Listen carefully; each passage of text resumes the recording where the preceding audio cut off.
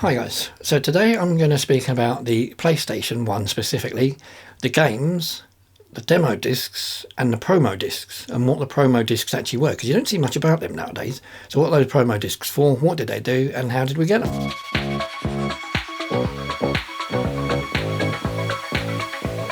So I'll start at the beginning and start off with where I come into it, where the PlayStations used to be sold in the shop that I worked in. Now, as a store, we used to have games consoles laid out in the middle of the shop. So we'd have a line, we'd have a rack with games underneath and consoles sitting on top, and then above each console there would be a monitor or TV, or a 21-inch TV of some sort for each console. We'd have the Sega Saturn, we'd have the PlayStation, and we'd have the N64.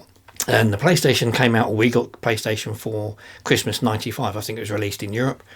And I think the first game we got with it was probably either Wipeout or Tekken, I think. And that would have been the game that we'd had in the console playing on the display. There'd be something else playing on the Sega Saturn, such as, I think it was probably Virtua Fighter on the Saturn, and eventually Daytona USA, and maybe Street Fighter or something else like that on the N64. Now the N64, the odd one out, being that it was cartridge based. So you had to go get a cartridge out of the case, stick it in the console, make sure everything was alarmed and secure so it couldn't be stolen, and then you would have your game playing with the controllers out, or you go and get the controllers when somebody asked you so they could see it working. Now, if you're old enough to have bought the PS1 when it first came out, and for the first good few years actually, the PS1 always used to come with a promo disc or demo disc. I think they called it Demo 1, something like that. And that had on it some games that you could, sort of one level or two you could play. I can't remember how many games it had on it, 5 or 6 games I think. And you could play those on it, which again we stuck in the console when we first got it. So if you remember these consoles, when the consoles are sitting on their own, if you stuck the consoles on and the TVs on but didn't put a game in them, you got nothing, you just got a blank display. On the Sony you had a memory card thing and a thing for playing audio discs, but that was about it. So you had to have a game of some sort in it. Now, having the Sony demo disc in was okay, but there were some games on there that just weren't that interesting, and I think there's some stuff you couldn't really play properly. So, of course, to get people to interest in things, you wanted to get something out for people to play. Now, I remember the games at the time all came in a big case, especially PlayStation 1. You got this massive thick case. You always got an enormous book for no apparent reason. Hugely thick book. And then your disc with its artwork and its black back. So you had to unbox one of these. Now, one of these discs at the time, or the software at the time, shall I say, cost about 40 quid.